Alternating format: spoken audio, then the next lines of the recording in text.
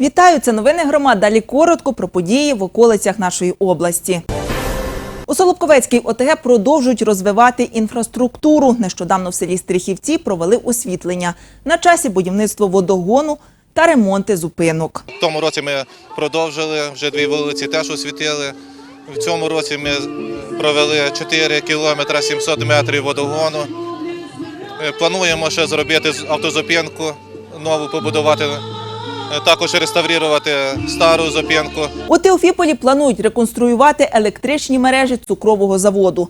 Наразі селищною радою уже оголошено тендер. Зреалізувати проект самотужки, каже голова громади, районному центру не під силу, адже його вартість понад 9 мільйонів гривень. Наразі із місцевої казни виділили 1 мільйон. Кажуть, із його освоєння можуть бути проблеми, бо процедура державних закупівель в Україні далека від ідеалу. Ми виділили на першу чергу, що змогли цього року, 1 мільйон. Будемо просити відповідно десь звертатися наступні роки і з фонду регіонального розвитку. От зараз ми оголосили тендер. От знову ж таки, ми цього року могли би цей 1 мільйон легенько освоїти. Зрозуміло, що можна знайти підприємство, яке займається таким видом робіт. Знову ж таки, тендер місяць. Якщо ніхто не заявиться, ще 2 неділі, переговорна процедура ще затягнеться до 2 тижнів ще в часі.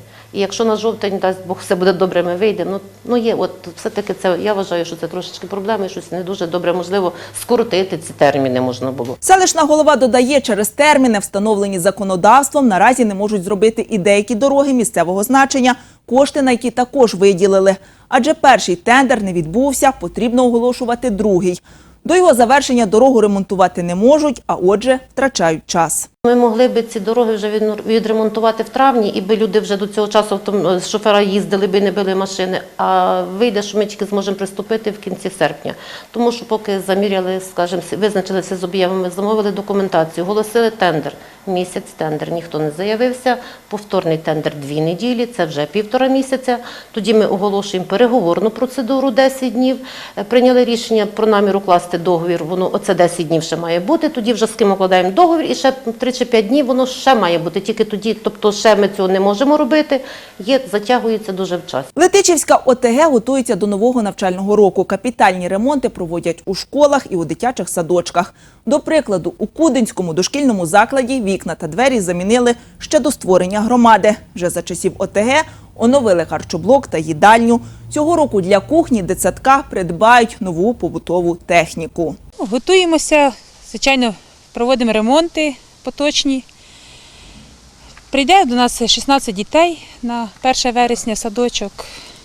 Закупили 2 неділі назад, буквально привезли нового холодильника, такий з морозильної камери на 6 шухляд, щоб ця продукція була розділена. Полонська гімназія стала яскравою. На фасаді навчального закладу з'явився стилізований графічний малюнок. Це сова, і відтепер вона своєрідна візитівка школи.